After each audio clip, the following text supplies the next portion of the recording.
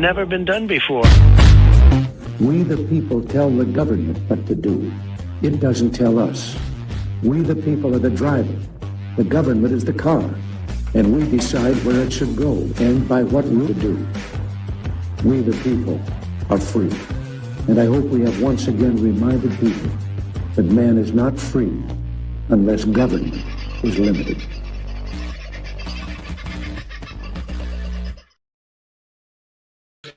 Well, g'day folks, how are you tonight? It's a little bit chilly in my part of the world. Just a bit of a glance at my connection. It's looking a little shaky, if I've got to say so myself. And let's be honest, it has been the day for shaky connections. Arvy's had some big news. Thank you to Tony Melbourne, who's sent me a whole heap of stuff, including the finding, I think.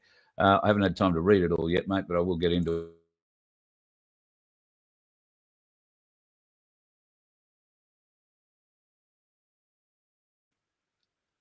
Solution, and we'll see whether or not that is in fact any better. Doesn't look like it at this stage, so let me know in the chat, folks, if you're having trouble or if the picture is catching. I'll try and keep a low profile with ducking, weaving, moving, and carrying on. I started a couple of comments. Yeah, thanks, Tony, for all your information. Angie had something good to say. Hello, greetings to all. What a fight we are fighting. Absolutely. Releasing all the truths. No bullshit. Ain't that the truth? Still holding the line. Clouds are forming over yonder. Ain't that the truth? Those asleep don't see even the clouds. No, I've been struggling with this very thought the last 3 or 4 days myself. In fact, I think we've all struggled with this thought. I think most of us are aware that those who are going to wake up are probably awake.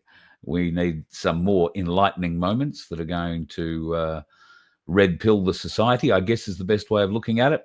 We can't do it. We're sick and tired. Well, many of us are sick and tired of the fight. Many have fallen as we have continued this fight for the last however many 4 or 5 years now. And that's no slight at those who have fallen. Many people have been attacked and attacked in some pretty brutal ways. So they've spent their time on the front line. They're recuperating, but these are the kind of warriors that will come back and hopefully bring with them more awakened people. What are you doing to wake up the people around you? I'm not saying you're not doing anything. It's just, what are you doing that you're finding is succeeding? And if it is succeeding, can you share it, please? Because we'll try and do more of it. I guess we all try our own different ways, and that is as it should be. But I kind of think that if some of us are hitting on a good way of presenting and having a good strike rate with waking up people, it's probably good to share it. That strike rate shouldn't be counted by the immediate wake-ups, the ones who say, oh, yeah, I'm awake now. It should be counted by their longevity, their ability to get into the fight and not just pick up the popcorn and watch it from the sidelines, as so many people do. And I'm not having to go at those people either, because many of those people are not physically able to get up and fight. You know, they are of a certain age or a certain ability, or they may in fact have a disability. Is that still a word? Are we allowed to use that still? I don't know. Probably not in Victoria. And they can't physically be on the front line, but they support in so many other ways. And one of those people is one of the friends that we have here. I've got many friends in the chat and people who follow Voice of Freedom, but one I was speaking to today is Margie Sedgman. You've heard of me speak of Margie a few times. She's been off her feet a bit recently and needs a few, or a bit of love and prayers. So if you put Margie in your prayers, I know we've got a fairly big list of people we keep saying, putting a good word in for, so to speak, Guru amongst them. I've meant to call him over the weekend and haven't got to it yet, so I'll try and get that tomorrow. I have a couple of things I want to chat to him about. But he's on that list because we want that lip fixed, and every little bit helps at this present juncture. Of course, he's trying the X39 patches too. I think he's probably been on them a month. Last time I spoke, he was very, very impressed with the results that he was having. The mass was shrinking. which is a good sign. And there were some other bits and pieces to do with the whole thing that made his jaw better and inside of his mouth and all that kind of thing. So it seemed to be having great effect, and it has that healing effect on many parts of the body. So if you are aches and pains, or all the way through to something more serious, may I suggest just giving them a try. You might find that you're in no more pain, and their technology is simply astounding. It works at a cellular level to reignite your copper peptides in your own blood, and those copper peptides produce the stem cells that our body uses to grow everything in our body. And you can go to a doctor, you can pay thousands of dollars and have stem cell treatment and get somebody else's stem cells injected into you, or you can put on one of these X39 patches and excite your own stem cells to come back into life. And as we grow older, we lose that ability to produce the stem cells in the same mass we were able to in our younger days, the same volume. And that's why as we age, it takes longer to heal, because we don't produce those stem cells as fast or as frequently. But the X39 patches changes all that, and I would recommend them to you. The link is available. Where is the link? I do have a link here somewhere, I'm sure of it. I can put that one up there. It'll scroll across the bottom, and copy that one down and check it out, folks. Now, you don't have to go in and buy packs. There is a new way you can do this. If you want some advice on how you can just buy a pack and not join LifeWave, so to speak, then you can do that. Just tick the preferred customer box, and it'll ask you to auto pay. That's just to get through for your first order, and then untick that and you'll be fine. And you get it for the price I pay, $99 plus postage. Oh, what a hard word to try and figure out, but well worth trying, folks. And you'll get a month's worth for about $99 plus postage and handling. And I've got to tell you, they make a difference in my life. I've had them here on my wrist. As you know, when I broke my wrist, I wear them quite regularly for my back and my knees. And I notice pain goes immediately. I should be wearing them for my knees on basically a daily basis. But because I give so many of these things out, I never have enough to get me through a month. So I only use them when I'm sore. But that's not the correct way to use them. You can probably stretch them out, though, if you needed to. Anyway, enough of that sort of stuff for the time whilst. What else are we talking about tonight? Well, a little bit of housekeeping. You've seen this. You've seen the posters. You've heard me talk about it. But please, folks, go and get yourself tickets in our raffle if you haven't already done so. Let me have a look. We started out with the show, I think, with 275 tickets left in this draw. We've got a little bit less than that now, say about 260 tickets left now. So they're only $2 a ticket. Buy one, buy up to 20 if you like as a maximum. Let's see if we can't give away another $750 tonight. T, who is what I'm naming our first winner, has decided to share the money with the family. What a great thing to be able to spread a few bucks around and make somebody's day. So congratulations, and I thank you very much for your entry. Hope you got another one in. You never know. Stranger things have happened, I suppose. People have won lotto twice, and we don't have anywhere near those kind of odds. So our odds are pretty good. Only 750 tickets in a 750 ticket raffle.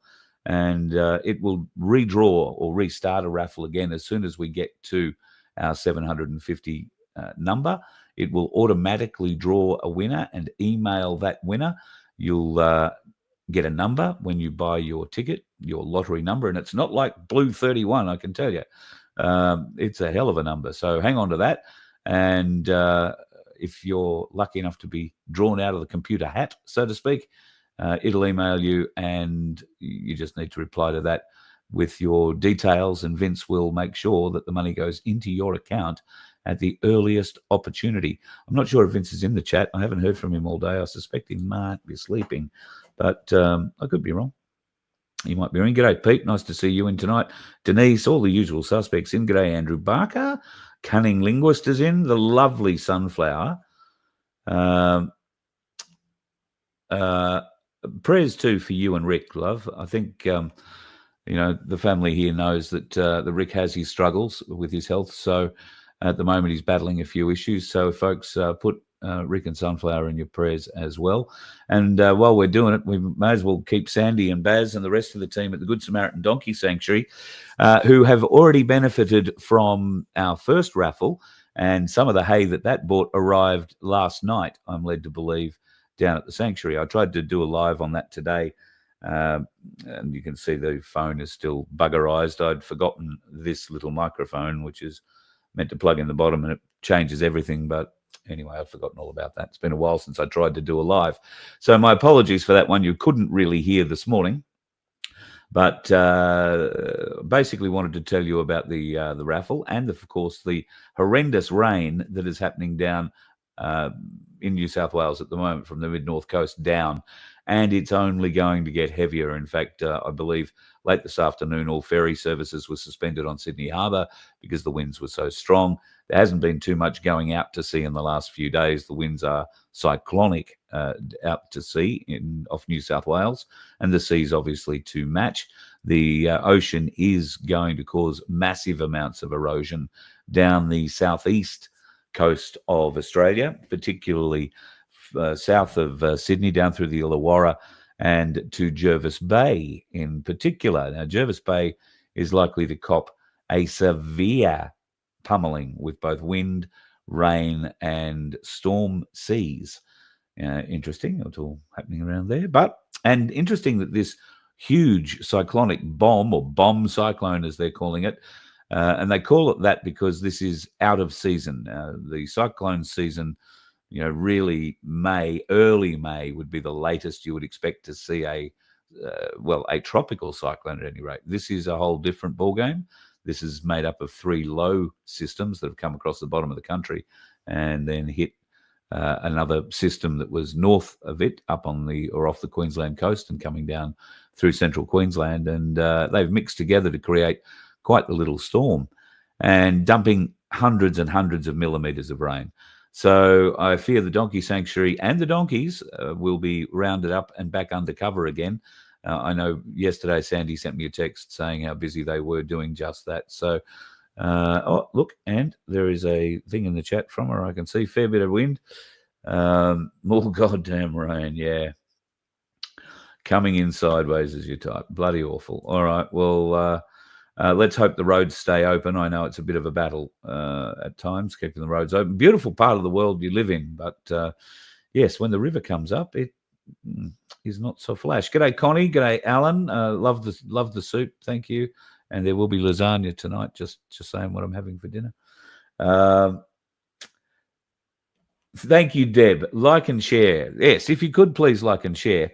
Now, this is a little while ago, this comment from Deb. She's one of 7 who have liked so far. So it's very important that even if you don't subscribe, to at least like the show, folks, even if you're only watching for a short period. The algorithm sees that, and if you want to make a comment, particularly after the show has gone to air, and I read those comments, I usually reply to the good ones. Don't really bother replying to the fools. But thankfully, we don't get too many of those with Voice of Freedom. Having said that, you watch them light up. So thanks, Deb, and thanks for reminding me. Yes, please like and share, folks. Would love a VOF car sticker. What a bloody good idea. Hadn't thought of that. What would you like to see on it? Sunflower, what would you like to see on it? Something from the Donkey Sanctuary, maybe? Or just, we could do a please wake up sticker. We could do a time to fight sticker. Let me hide that. And let me take the banner down for a sec. We could do this. I like that one particularly. We could do that. I think that'd look quite good on a coffee cup. You can give that to certain people at the office and potentially get away with it. They might ask why. So there are those sorts of things that we could put up there. And then, of course, there are other things that I get sent. Now, I meant to mention this at the head of the show, and I did mention it today in that live that you couldn't hear. I want to thank you, beautiful people. Over the last 3 or 4 days, a number of you have reached out in various different ways, and some of you have sent me things, which I deeply, deeply, deeply appreciate. And one of the most amazing things that I have been sent has come from Katrina and Tony, who live out west in far western Queensland, and that is this little fella here. Now, this is a little dragon that I have just opened the box and fallen in love with. It is too cute for words, and I'll show you a better picture. Too cute for words. So, Katrina, Tony, thank you. It cheered me up no end when I picked it up yesterday. So it's only been sitting there probably a week, but I just can't thank you enough. And to everybody else who's reached out with kind words and some beautiful ideas of things you'd like me to read, including Sunflower, who's sent a magnificent poem through that I'll go to work on at some stage this week, and hopefully have that for you. We'll see what happens. But yes, stickers, car stickers. What a great idea. Which leads me back to an old radio station competition we used to run with car stickers. And that was, well, if we were driving around and we saw a car sticker, you won a prize for the radio station. Now, that obviously would mean I'd need to do a bit more driving, or we'd have to get Vince out driving around South Australia and maybe some people in Victoria and New South Wales to be keeping an eye out for those with a sticker on. But it might be another way that we might be able to split some of the money that we can hopefully generate from this lottery. And should we be able to grow this lottery, we will put bigger prizes up. From $750 to $1,000 maybe, or $1,500, whatever we can, generate without having to spend 6 months selling tickets to get to a winner. The idea is to help as many people as possible with this lottery, and that is by only churning the thing over as fast as we possibly can. And at $2 a ticket, we've made it affordable for just about everybody. And if you've only got $2 left in your wallet or in your bank to be able to do it, well, the decision is up to yours. I don't know what you can do with $2 these days. I've always got $2 or $3 left in my bank account, and I don't think there's too much I can do with it. But maybe it's worth a go at picking up $750. You never know; it just might change your day. If not, a portion of your $2 and a reasonable portion of that will go to helping the donkeys at the Good Samaritan Donkey Sanctuary, which will help you feel good while you're not able to eat. Does that help? I'm sorry. All right, moving on. I'm going to mention this first up tonight because I know we have a lot of Italian friends in our family here, and I'm a bit concerned because I haven't seen too much going on in mainstream media. Italia. Well, we've been talking a bit about what's going on in the world of volcanoes and earthquakes and landslides and all sorts of things. Well, today, around Naples, there was a bit of both. There was an earthquake. That earthquake resulted in a landslide, and that landslide was on a cliff face at a beach, and there were a lot of people there. Fortunately, nobody was underneath the huge amount of rock that came down this rock face. And then Campi Flegrei, I think is how you say it. Campi Flegrei. Flegrei, forgive you. Anyway, that is a volcano very close to Naples. Now, this volcano is in fact a supervolcano. So its caldera stretches many hundreds of kilometers, and some of that stretches out to sea. Which is where today's earthquake happened. Now, it was a 4.6, which you might say is not very significant, but for two reasons it was significant. The first reason is it was so shallow. It was at around 4 kilometers, or just over 4 kilometers in depth, and 4.6 at that sort of depth does create quite a large shake on the surface. The other concerning factor is that this particular quake happened out to see, some distance off the boot, if you like, of Italy, but well within the caldera of the Campi Flegrei volcano. Then the volcano started, and it has been active in the last 2 weeks. There have been some eruptions, lots of gas, and what scientists are reporting now is a huge amount of gas ejection and potential magma buildup under the surface. This particular volcano seems to be coming to life in different areas rather than the main volcanic vent. There are new vents that appear to be opening, and that's what they are saying. These, well, I've only told you of one earthquake, but in the last 24 hours, there have been hundreds in this particular area. Some, much less than 1 on the Richter scale, but all of them, for the most part, above 1 and up to as high as 4.6. Now, these are earthquake clusters, and they're happening around the base, if you like, of this caldera, this dish of this supervolcano. And what the scientists are saying is that this movement of Earth is the way that the volcano creates new vent systems for the magma and lava and whatnot to travel through. I think it's magma when it's underground still, isn't it? To travel through to get to the surface. Now, this earthquake happening out to sea might indicate that a vent could open offshore. It might indicate that, the earth that was being moved out there has been moved to block a vent or create a vent somewhere back closer to the Italian coast. What is pretty clear is that mainstream media are not talking about it at all, and I would be interested to know why the Italian media isn't more vocal in reporting what's going on there.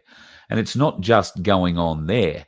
There are a striking number of earthquakes happening in what's called the Hellenic Arc, which is off Crete.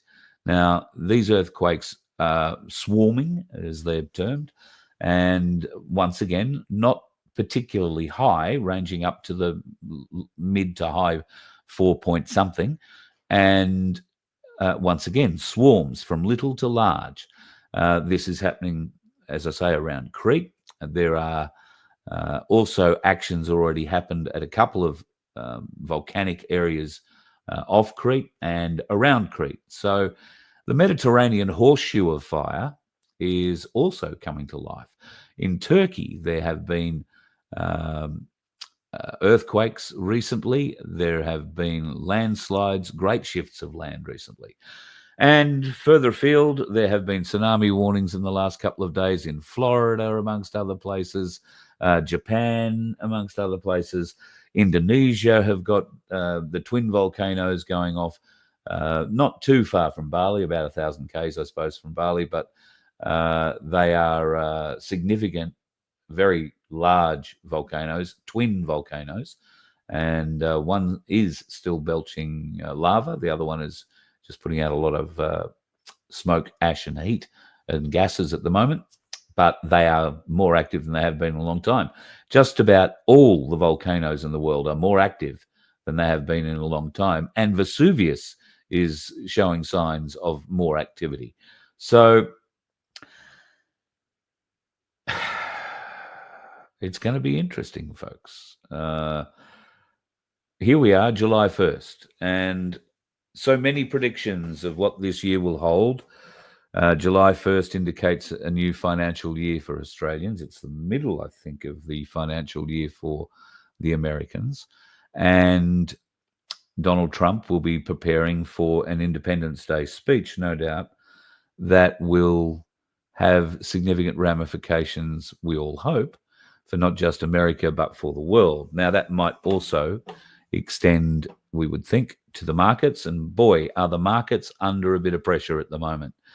Now, I don't know how they're doing it, but they are able to suppress the price of silver, suppress the price of gold, not almost at will, but this is if you listen to the Ainsley Insights channel from Ainsley Bullion, if you listen to what those guys, and they are very, very talented analysts, they'll tell you that this is not unexpected what's happening with the bullion price at the moment.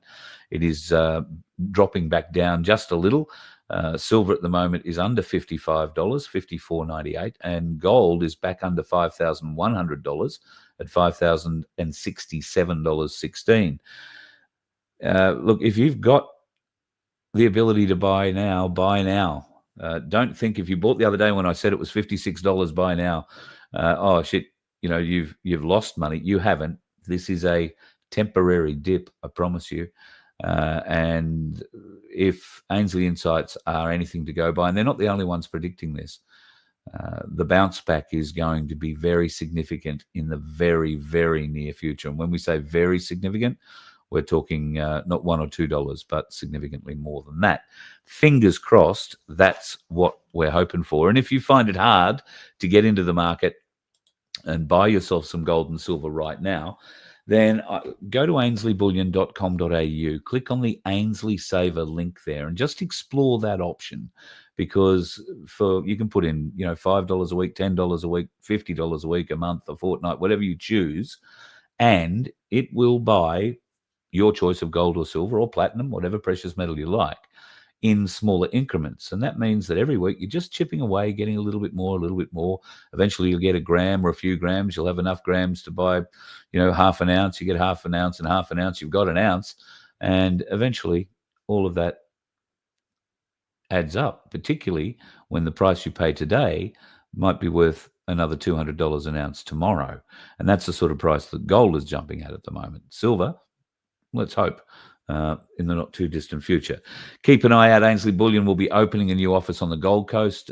That's happening next month, and we'll be there live for that, and it'll be a great night out. I'm really looking forward to being part of that. I think there's going to be quite a few others there for the evening. It should be a very interesting night. So if we can't do the show live from there, we'll certainly do something from there and bring it to you.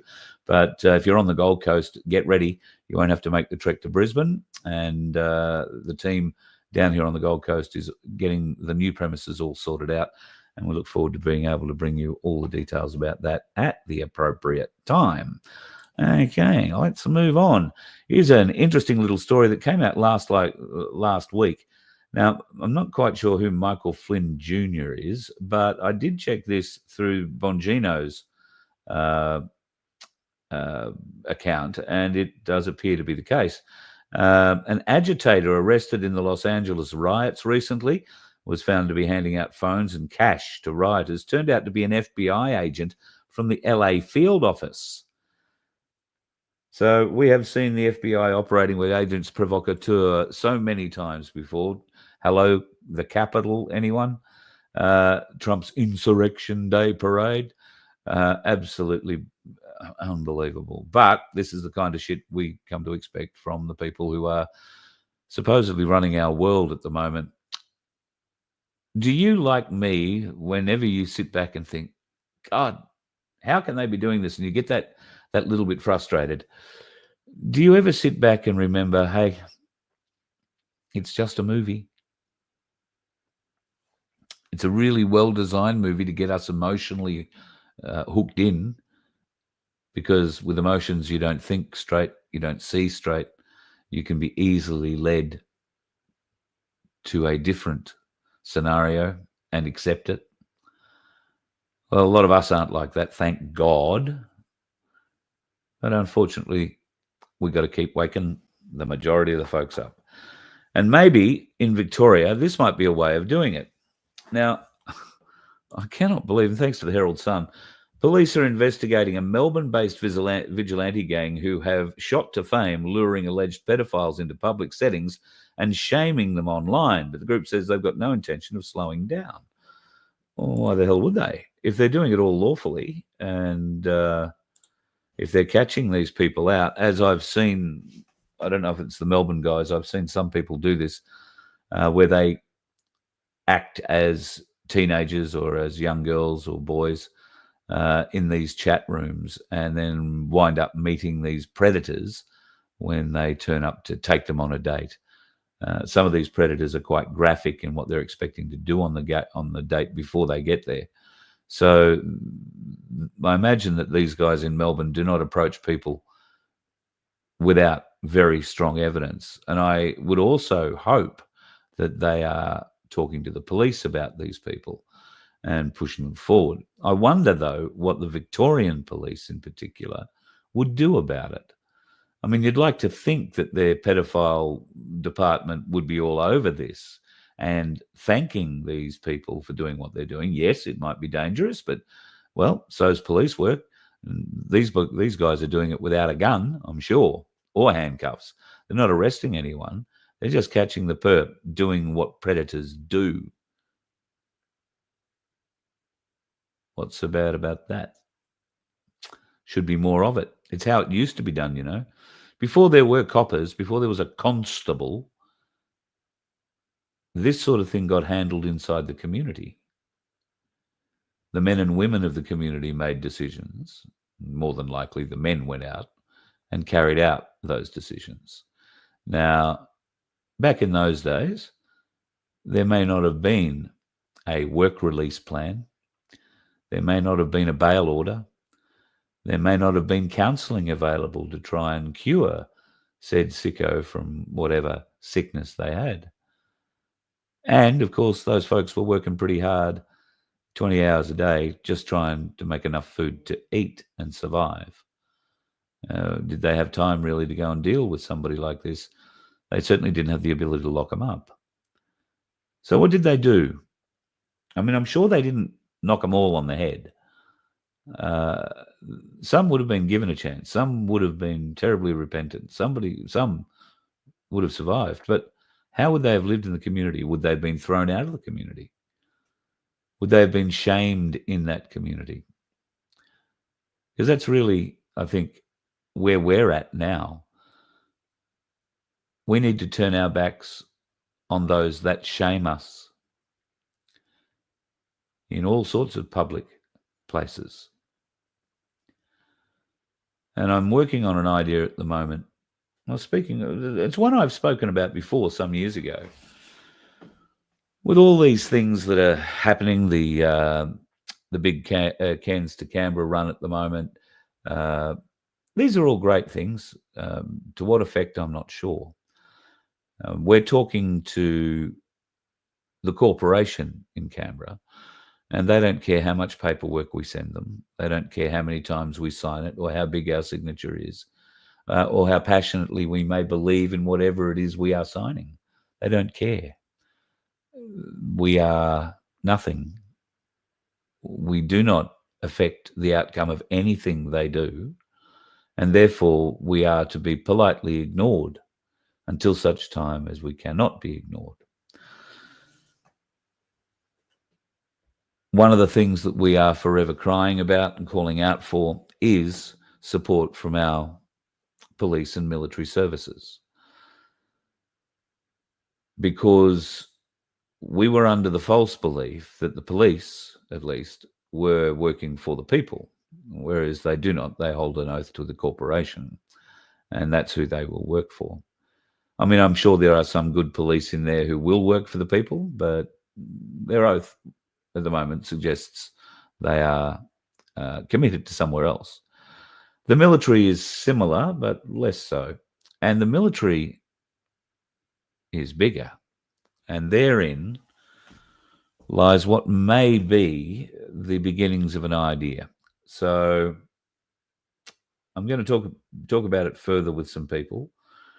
But if we decide to go ahead with it, I will make available some things you can download and go and get printed at whatever cheap price you can get, whether you print them out at home on your home printer or you want to make bigger ones and go to Officeworks or somewhere and get them done.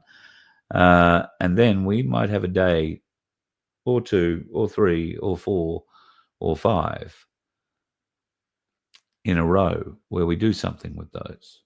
And it will be something that will impact, I would hope, every Defence Force person at every base in this country at some point. So keep an ear out for that. That's coming up pretty soon. And I keep talking about bloodlines, which is part what I spoke about today in the chat you didn't hear. So bloodlines, how do you protect your bloodline? What is your bloodline? What do you perceive to be your bloodline? We're going to have a talk with somebody in a couple of weeks about this, but I've put it up for the last few weeks because I thought we were going to have that chat last week, but it turned out that unavailable, so and not available now. I think it's until the 18th. But I want you to think about what protecting your bloodline means to you. It could mean a lot of different things. It could mean everything from the jibbity jab through to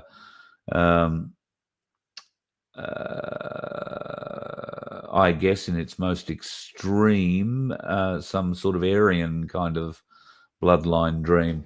Let's hopefully not go too far down that road. But I am very interested to hear what you would do and what you believe protecting your bloodline will mean. And I think you'll be very surprised when we have this catch up. I think you'll be very surprised to learn just how important it is to protect your bloodline and what that statement truly means. So keep an eye out for that coming up in the next couple of weeks. The headline for tonight's show was technology in your head.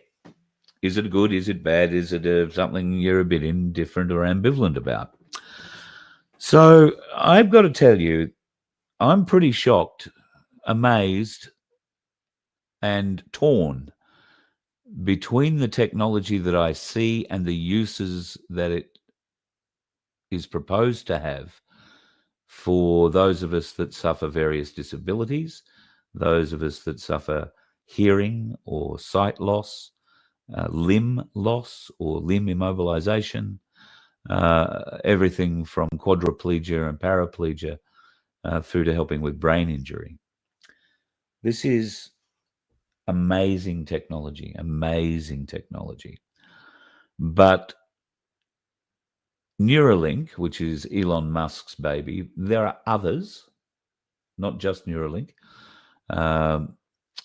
This is technology that requires you having an implant, something that is put into your brain, a computer chip that is wired into different areas of your brain and allows external programming to be entered directly into the brain. Now, I want to ask you a question, and let me just go back to the chat so I can try and see your answers. I'm not sure, maybe there are blind people listening to this show right now that have been blind from birth, have never had sight. I'm very interested to learn if this technology were available to you today, would you use it? Would you reach out and grab it? It must be very tempting, having never seen a sunset, to not know what a rainbow looks like, to not know what a cow looks like. When you think about somebody who's been blind from birth, unless they've been able to feel a cow and get an idea for the shape, they probably don't have much of an idea of what a cow looks like. Now, that might come from playing with toys and getting a feel for what a little cow looks like as a toy all the way through. I don't know. I've never been 100% blind all my life to find out how this works. Deaf people, I can't imagine too many deaf people are listening to the show right now, but I'm sure if the technology became available, and the cochlear implant is almost that sort of technology, although less invasive, now it's given people with hearing loss the ability to speak, to hear. Many of them shun it after it's been implanted and turned on. Many of them turn it off, unplug it, because they're so used to the silence that hearing everything, every little noise, the wind, the leaves, the footsteps, every little noise is overwhelming to many of those people. So I wonder, is that something that a deaf or a blind person would embrace? What about you lost your arm in a motorcycle accident? Now, you've got a prosthetic arm, but, it's a bunch of wires and straps and, you've got to sort of wiggle your stump in a certain way to get your claw to move.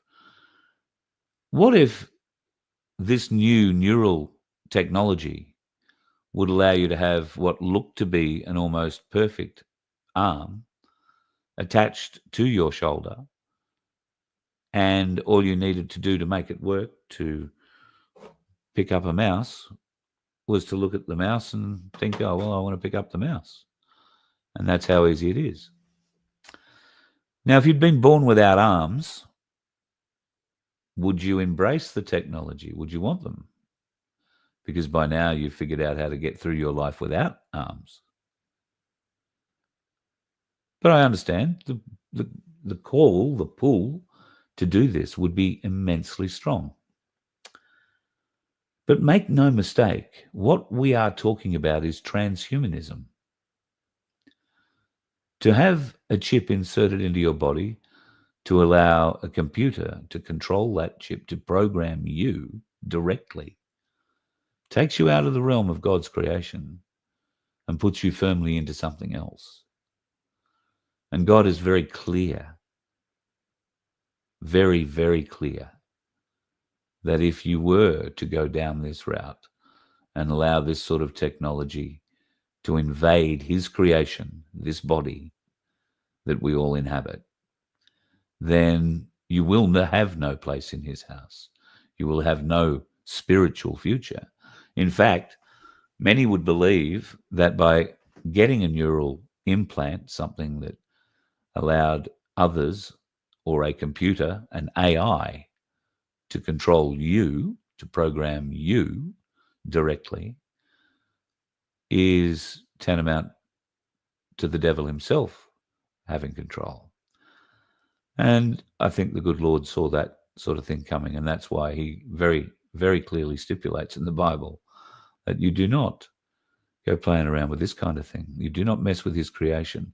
He will not let you back into his house. You will be abhorrent to him and not recognized. So, without the fire and brimstone, would you still, knowing that if you have a spiritualness about you, if you believe in soul, if you believe in afterlife, if you believe in regeneration, all that comes to an end if you get this kind of implant in your body. And I don't think it's going to help if you say, oh, I'll have it removed when I die. I don't think God will count that. So yes, there is something to think about, the moral argument. And I would be very keen to hear of anybody, and I may even reach out to the Blind Society and indeed the Deaf Society to find out if they would take up this technology. In fact, they will be at the forefront of it in this country because they will be the easiest people to show dramatically on television, on those morning breakfast shows that don't rate very well, the amazing results of people seeing for the first time, hearing for the first time. We've all seen demonstrations of the cochlear implant being turned on for the first time and people hearing for the very first time, hearing their name, hearing their mother's voice. It's all very, very emotional, terribly emotional. But if you've been blind all your life, do you want to see? Do you know what you're missing? Margot says not for her. Yeah, I don't think I would. I think if I'd lived to this ripe old age blind, I would find it rather intimidating, I think, to be able to see. I would find it very confronting because in my 50 plus years of life, I would have grown to imagine what things looked like and then be very confronted by the reality of what they looked like, and the two being very different. So where does this leave the development of this kind of technology in the world? What is being developed? Why is it being developed? And if many of us, and as it appears, many in this chat at least, would not take up the abilities if they were offered, and bear in mind there will be other abilities, not just the sight, sound, smell, taste, touch, that kind of thing. There will be more abilities. They will, as things progress, they will find other ways to excite your brain. They might be able to bring on certain more powerful brain activities. Could that be something like telekinesis, or who knows? But if so, if they were able to bring that on, they would be controlling it, wouldn't they? And what are they going to control it to do? What are they going to get you to do with it? All these things, I think, worth bearing in mind as we push forward. I want to share Avi's petition because I think he has done a brilliant job catching this Karen out. Now, this is this American cow who comes here and has decided to tell us how our online lives should be lived. Now, if you go to Rebel News and check out Avi's site, the petition is rebelnews.com petition_sack_E Karen now, and put your name down to that one. They've got a bit over 18,500 signatures on it already. I don't know how this woman can, in fact, keep her position. She is an embarrassment to the government. She is an embarrassment to the position. In fact, the position should just be reviewed completely, I would have thought, given the absolute bastardization of power that she's been able to get away with. No single person should be allowed that much power, and certainly not one that maybe doesn't understand our way of life, our way of speaking, our way of carrying on, just because they think it's a bit offensive. Well, frankly, I couldn't give a shit. So soft Americans are not the people we need in charge of e-safety. E-safety is good for catching predators.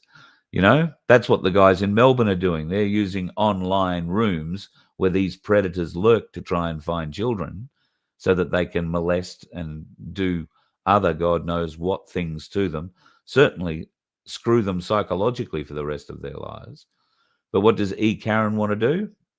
Oh, she wants to protect you by keeping you away from all of that until you're at least 16. And while there is merit to some of that, the way she is swinging the power axe at the moment, well, she's destined for a big fall. And kudos to Avi, because he did catch her out using WhatsApp and the silent messaging service, where the messages that she was sending and receiving were all deleting themselves after a certain time frame. They weren't being reported in her official communications documents. Therefore, that was a federal breach. The federal court and the federal police have involved themselves in that, and I think there is something in one of those decisions today about that as well. So hopefully she's on the next boat out of here, and I don't really care if she's married to an Australian. Put him on the boat and send him back to America. Good luck to them. There's a lot going on in America at the moment, and in the next 4 days, who the hell knows what could happen. Somebody pointed out to me today, Donald Trump has never mentioned Nasara Jassara.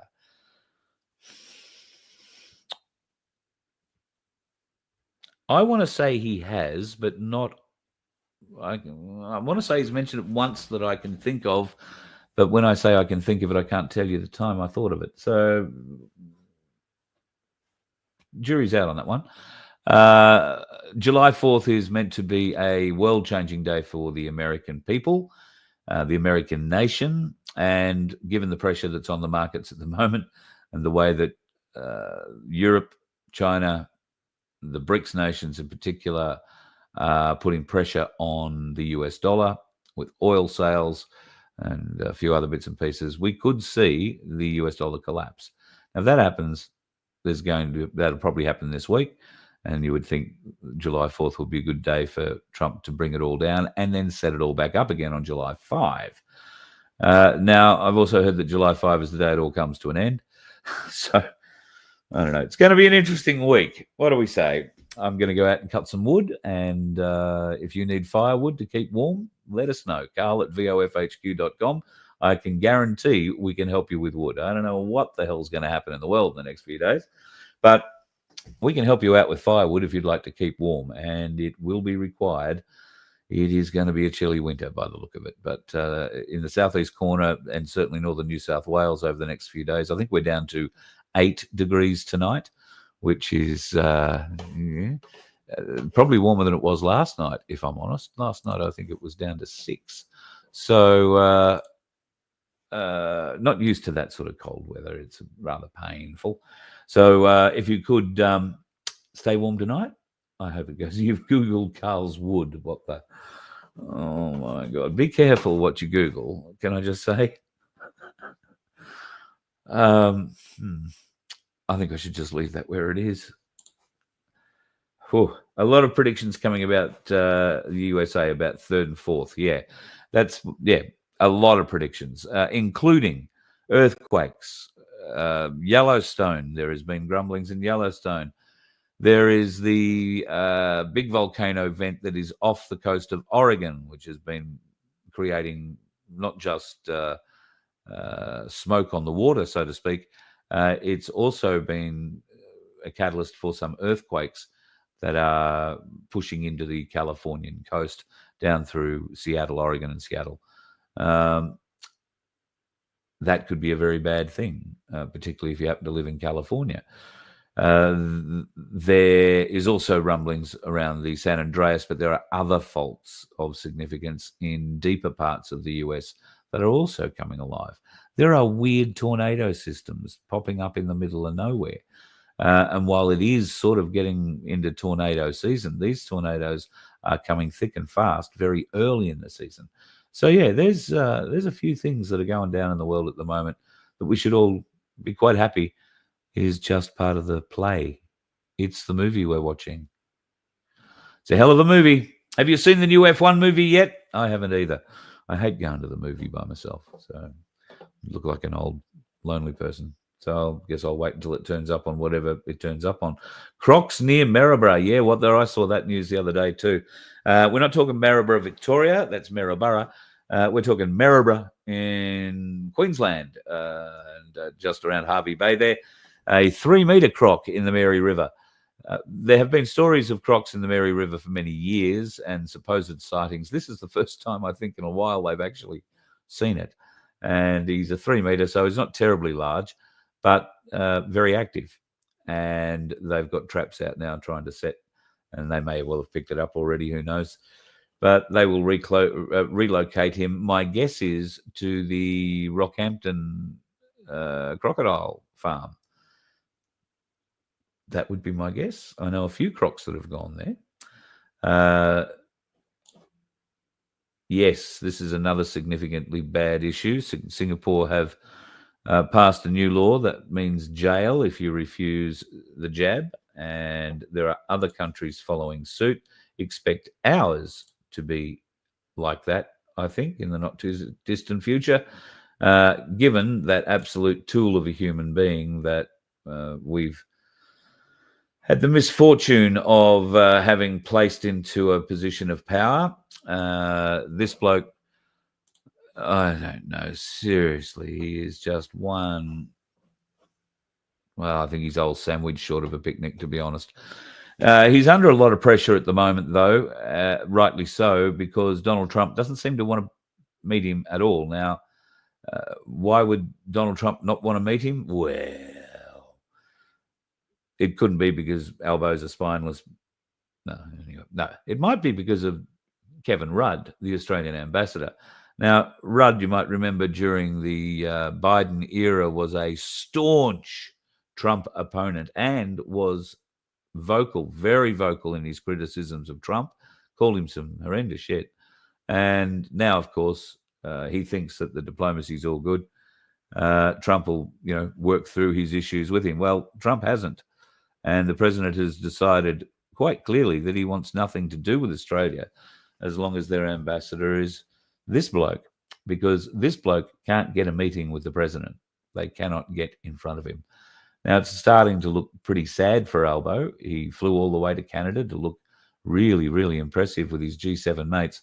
Do you know why it's called the G7? Because there's only 7 major countries involved.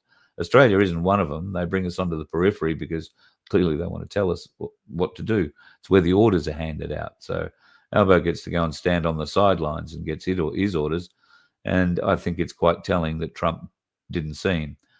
Whether or not there was an Iranian bomber cell, terrorist cell in Canada at the time, threatening to blow Trump up or not.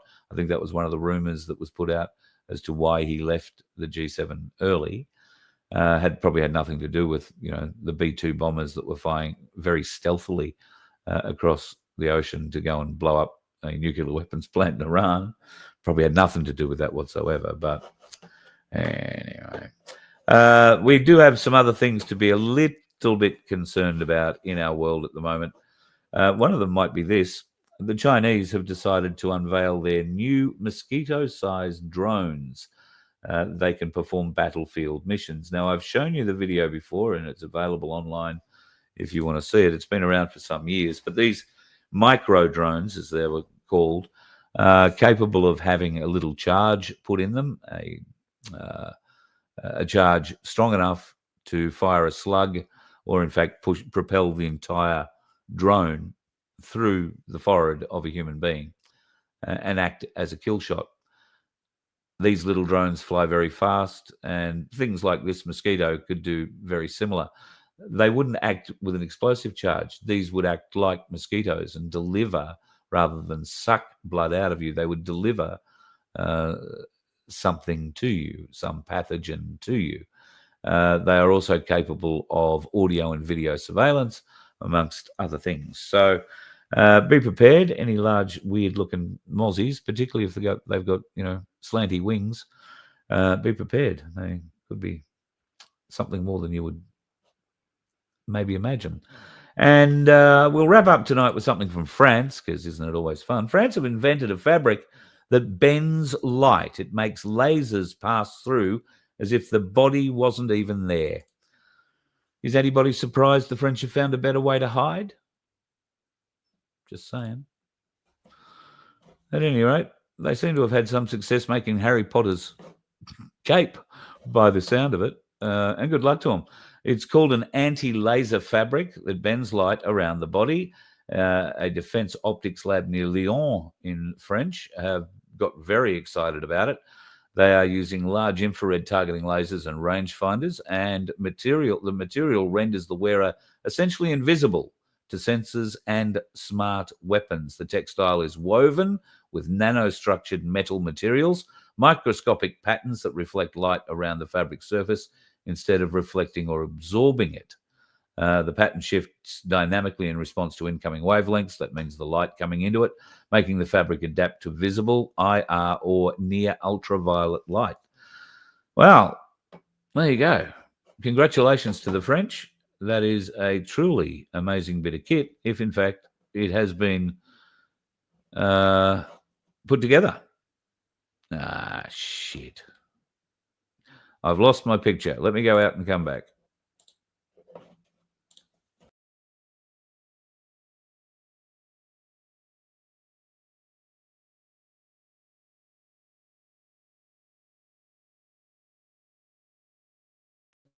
Right, there we go. Sorry about that. So there you go. That was a little interesting bit from the French.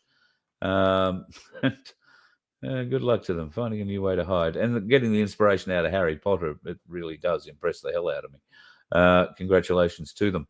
All right, folks, run a little over an hour tonight, but keep your eye out. As I say, there's going to be some big opportunities in the near future for you to consider what your bloodline means to you, and we'll explain how it's important in so very many different ways, and we'll give you a way to fix it. That's probably key. We won't just talk about it. We'll see if we can't help you with figuring it out.